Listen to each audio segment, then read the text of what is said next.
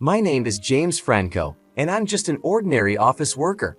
My life is pretty boring, just going back and forth between work and home every day with nothing special to talk about. When I first started working, I dreamed of climbing the corporate ladder, but I'm not good at making calculated moves because of my personality. I often end up with jobs that nobody else wants to do. My inability to say no is my own enemy. Even though I work hard, I'm still a regular employee with no title to my name. However, there was a time when I used to be a lot happier and smiled more. I married my girlfriend, whom I had been dating since the start of my working life. We had a happy marriage, which motivated me to do well at my job. But that happy life didn't last long. Are you telling me to live on this meager amount this month again? A few years into our marriage, my inability to succeed at work frustrated my wife, and she often showed her irritation. I'm sorry, I do my best, I would say. How many years and how many times have you repeated those words? I thought marrying you would mean a better life, but with this low salary, we can't do anything. I'm fed up. My wife Rachel has always loved spending money on herself, from beauty treatments and cosmetics to nails, hair salons and clothes. She was happiest when keeping herself beautiful. It seems she married me believing that life would be luxurious since I am a doctor's son. Indeed, my dad is a doctor and owns his own clinic. But my dad, who had a personality similar to mine, often saw his patients for almost charitable rates. He often provided care without profit for patients who were hesitant to seek treatment due to financial constraints. People can pay back when they recall it in the future as long as they are alive to do so. Money can't be made if you're not alive, my dad used to say. Because of this, despite being a doctor's family, we never lived a wealthy life. Of course, as a child, I never felt unhappy or questioned our way of living. I'm still proud of my dad to this day. However, Rachel decided to marry me because she thought being a doctor's son meant wealth, without knowing the real story. So our life turned out very different from what she had planned. A few years later, Rachel said, "I've had enough. If this is all we can do, there's no point in being with you. Let's get a divorce." A divorce? Hold on, please, I pleaded. How many years do you think I've waited? I age just as much as you do. I need to redo my life while I still can. I definitely don't want to be a low-income wife like you for the rest of my life. With those harsh words, Rachel left, leaving only the divorce papers behind. I was mad at myself for not realizing Rachel's true nature and for not being able to prove her wrong with my job performance. 6 years have passed since then. I threw myself into work to heal the emotional wounds, but being not savvy, I still couldn't achieve outstanding performance at work, remaining a regular employee. If this continues, what Rachel said would turn out to be true. I feel utterly miserable. During that time, an envelope arrived in my mailbox. It was from Rachel. What does she want now? I wondered. Inside the letter from my ex-wife, who I hadn't heard from in a long time, was a wedding invitation. It seems Rachel is remarrying someone else. Why would my ex-wife send me an invitation? I thought. As I looked at the postcard, puzzled, I noticed a familiar chapel name written on it. This place, isn't it a super luxurious hotel? Knowing Rachel, she must have chosen a rich man to be her partner this time as well. I could easily guess that she intended to flaunt her happiness in a luxurious hotel wedding just to show the difference between her life now and the life she had with me. I don't owe her to attend. I mean, I was the one who got dumped, but maybe for Rachel too, me not succeeding in my job was an unexpected turn of events. After pondering for a while, I sighed deeply and stood up from my seat. This is the last time. I guess I'll just go. I knew attending the wedding would hurt my pride, but I decided to go anyway. Despite everything, Rachel stayed with me for several years. I can somewhat understand her desire to show me that she's finally happy as a form of revenge. From an outsider's perspective, she might seem too kind-hearted. On the day of the wedding, the weather was perfect. I arrived a bit earlier than planned and, while sipping my coffee in the lounge, stared blankly out the window. It was her second wedding, so I recognized a few of Rachel's friends who I had met before. Unexpectedly, I overheard a conversation from the seat next to me. Rachel did an amazing job to get this wedding, didn't she? One person said. Yeah, it's in a luxury hotel this time. It's a level up from the first one, another replied. She used to complain that her first husband was a doctor's son, but when she found out he was just an ordinary office worker without money, it was really unexpected, wasn't it? Hearing them talk without realizing I was there, I felt a sharp pain in my heart. So Rachel never really liked me for who I was. I realized that when we got divorced, but hearing it from someone else made it even harder. Before she divorced her first husband, she had already set her sights on her current husband. They continued. Really well done, Rachel. Well calculated. I couldn't believe my ears. So, Rachel was already in a relationship with her current partner before she even divorced me. My pride was shattered to pieces. She looked down on me so much, but she was the one cheating. I started to regret even being there. Trying to maintain my composure, I took another sip of my coffee, but my hand was shaking. Rachel appeared in front of me, all prepared to move to the bridal room. You really came. You're really a good person, right? She said, sneering at me. Trying to hold back my anger, I responded, well, consider it my last duty. Glad you could find happiness. I forced a smile. Not liking my attitude, Rachel continued to belittle me. Isn't it wonderful? It's incomparable to the time with you. Here's a share of happiness for the poor bachelor. Be grateful, will you? She laughed sarcastically. Just then, a refreshing-looking man spoke to her from behind. It was the groom, her new husband. Rachel, it seems like the relatives have gathered. Let's hurry to the bridal room. Her husband Scott glanced at me briefly and gave a slight nod. I nodded back reflexively. Perhaps the groom didn't know Rachel had invited her ex-husband to the wedding. There's still some time before the ceremony, so please make yourself comfortable, Scott said with a pleasant smile as they were about to pass by me. At that moment, an older man following the groom spoke to me. Excuse me for asking, but may I have your name? Dad, what's wrong? Scott asked. Nothing, just curious, the older man replied.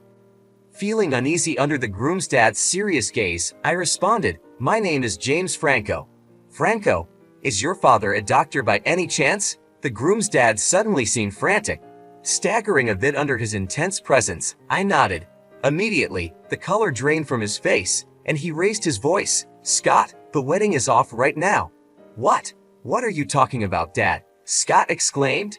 Caught off guard by this unexpected turn of events, I hurriedly stood up from my seat. No, I didn't do anything, I said, still in a state of panic. The groom's dad began to prostrate himself at my feet. People around the venue started to murmur and stir. Dad, what are you doing? No, really, what? Scott urged his dad to lift his head, but he stayed bowed down, pressing his forehead to the floor. I was completely lost and had no idea what was going on. Rachel, caught in this embarrassing situation, turned red with anger and started to lash out. Can we just talk about this? Lift your head, please, I said, trying to calm the situation. I persuaded the groom's dad to lift his head, and he began to plead for forgiveness, tears in his eyes. I'm begging for your forgiveness. I've been unfaithful to Dr. Franco, he said. It seemed that the groom's dad, Gary, had some past connection with my dad. To understand the truth, I listened intently to Gary's words as he began to speak hesitantly. Gary was a fellow doctor like my dad. The story dates back to my early childhood when Gary was still a trainee doctor at the hospital where my dad had just started his own medical practice. My dad was known for his skills at a well-known university hospital. Gary, who was a student at the Associated Medical School, looked up to him. He volunteered to train at my dad's hospital and learn various techniques. One day, Gary's wife gave birth, but the baby was found to have a serious heart defect. The heart surgery needed was risky, and the chances of survival were slim, which made the other doctors hesitant to perform the operation. Desperate, Gary consulted my dad. My dad agreed to help and successfully performed the heart surgery, saving the baby's life. However, the medical expenses for the baby's condition were very high. Gary, being a trainee doctor at the time, couldn't afford to pay it all at once. With tears streaming down his face, he bowed deeply and asked my dad if he could repay the amount in installments. My dad just laughed and shook his head. Someday, when you become a great doctor and have the time to remember me, come back and repay me then. I guarantee you'll definitely become a great doctor, he said, to keep Gary from feeling too pressured. Sometime after, Gary was sent abroad to study medicine and didn't return to the States for several years. Despite this, he never forgot his promise to my dad and continued to save money for the repayment. However, by the time he came back to the States, my dad's hospital was no longer there. The contact information had changed and they had lost touch. Not being able to repay the money had always weighed heavily on his heart, and he had lived all those years without being able to do anything about it. Today, he happened to see me at the hotel and was shocked. He said I looked just like my dad used to. "I'm truly sorry. Please, I'm begging you, let me meet your dad in person and apologize to him," he said, feeling Gary's intense emotions. I responded calmly, "That sounds just like my dad, but he passed away 5 years ago from cancer." Hearing the news, Gary stood there in a daze. "No way," he whispered, shocked. "Yes," I said softly, "he passed away just like that." Until then, he had been moving from one clinic to another. He was a wonderful doctor, always considering his patients until the very end. Kneeling on the floor, Gary broke down in tears. "Dad, this isn't the place," Scott said, trying to calm his father. "That scar on your chest, that's proof that Dr. Franco saved your life." Scott seemed to lose his words. He looked at me, then back at his father, confused and emotional. "You're able to have a wedding ceremony and be here today all thanks to Dr. Franco," Gary said, his voice shaking. He bowed to me again. "I want to repay all the kindness I couldn't repay to your dad. Please, let me do something." I quickly lifted Gary's face and extended my hand to help him stand up. "Mr. Gary, I'm really happy. Just remembering my dad is enough for me. The life my dad saved is now able to celebrate such a wonderful day like today. Being able to see the proof of my dad's existence makes me happy. I'm sure my dad would be happy too." Hearing my words, Gary started crying out loud again. The onlookers began to cheer and applaud, moved by the emotional scene. Rachel was the only one glaring at me with a look of fury. As the time for the ceremony drew near, I stood to the side, watching the event unfold. I couldn't help but reflect on the day's surprising turn of events. Scott and Rachel continued with their preparations, but there was a noticeable tension in the air. Gary stayed close to me, his eyes red from crying.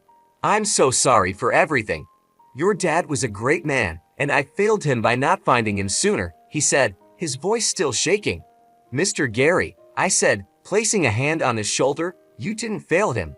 My dad helped you because he believed in kindness and compassion. He wouldn't want you to feel this way. Just knowing that you remember him and are grateful is enough." Gary nodded, trying to compose himself. "Your dad's legacy lives on in you," he said, attempting a smile. "He would be proud." The ceremony began, and I found a quiet corner to observe from. Rachel and Scott exchanged their vows, but I couldn't shake the feeling of disconnection from the event. My mind was flooded with memories of my dad, his dedication, and the values he instilled in me. As the ceremony concluded, guests mingled and congratulated the newlyweds. Gary approached me once more. "James, if there's anything I can ever do for you, please don't hesitate to ask. Your father saved my son, and I owe him everything." I smiled warmly. "Thank you, Mr. Gary. Just keep living with the same kindness my dad showed you. That's the best way to honor him." Rachel approached, her expression still cold. Enjoying the show, she asked sarcastically. I took a deep breath. "Rachel, I didn't come here to cause trouble. I came to pay my respects and to wish you well." She scoffed. "Well, mission accomplished. Now you can leave." I nodded, understanding her anger but feeling no need to respond further. As I turned to go, Scott stepped forward, extending his hand. "Thank you for coming, James. It means a lot." I shook his hand. "I wish you both the best. Take care of each other." Walking away from the venue, I felt a mix of emotions. The day had brought closure to some old wounds and opened my eyes to the enduring impact of my dad's kindness. It wasn't the outcome I expected, but it was a powerful reminder of the values that truly matter. I had an unexpected experience that changed my wounded heart into feelings of pride and happiness. Afterwards, Gary insisted on repaying the medical expenses and the kindness my dad had shown. He gave me a substantial amount of money that he had saved for my dad. Additionally, Gary's hospital started doing business with my company. This significantly boosted my performance at work, and I finally got promoted. The kindness and compassion my dad had shown came back to me in a wonderful way. I cherished this happiness while remembering the serious look in my dad's eyes when he was working. My dad's dedication to helping others had a lasting impact on me and on those he helped. His legacy was not only in the lives he saved but also in the values he instilled in me. As for Rachel, her second marriage didn't turn out as she had hoped. Her husband eventually found out that she had dated me before our divorce, and that her motivations for both her previous and current marriages were driven by money. Over time, he grew tired of her behavior, and this led to another divorce. I heard about it through the grapevine. It was a reminder that what goes around comes around. Living by my dad's example, I believe that even if something doesn't benefit me directly, it can still bring happiness to someone else. This belief guides my actions every day. Today, I saw someone smile, and just knowing I contributed to that happiness reassures me that my life is heading in the right direction. Reflecting on these events, I realized how much my dad's principles had influenced my life. His approach to helping others without expecting anything in return had come full circle. The money Gary gave me was a tangible reminder of my dad's generosity, but even more valuable was the recognition and respect his actions had earned. At work, my newfound success wasn't just about the promotion. It was about knowing that my dad's legacy had indirectly contributed to my achievements. Gary's hospital partnering with my company was more than a business deal. It was a testament to the long-lasting effects of kindness and integrity. Rachel's situation served as a contrasting lesson. Her focus on material gain led to temporary happiness, but ultimately resulted in loneliness and loss. It was a stark reminder that true happiness and fulfillment come from genuine connections and helping others, not from selfish pursuits. Every day, I strive to live by the values my dad taught me. I take pride in helping others, knowing that even small acts of kindness can have a profound impact. Seeing the smiles of those I help is more rewarding than any material gain. It reassures me that I am on the right path, one that my dad would be proud of. My journey from a wounded heart to a place of pride and happiness has been shaped by the lessons my dad imparted. His life was a beacon of compassion and selflessness, and I aim to follow in his footsteps. The unexpected twists and turns have only reinforced my belief in the power of kindness. As I move forward, I carry with me the memories of my dad's dedication and the impact he had on others. His legacy lives on not just in me but in everyone who experienced his kindness. Each day is an opportunity to honor his memory by continuing to spread happiness and support to those around me. In conclusion, the experience with Gary and the changes in my life have shown me the importance of living with integrity and compassion. My dad's influence continues to guide me, and I am committed to making a positive difference in the world, one act of kindness at a time.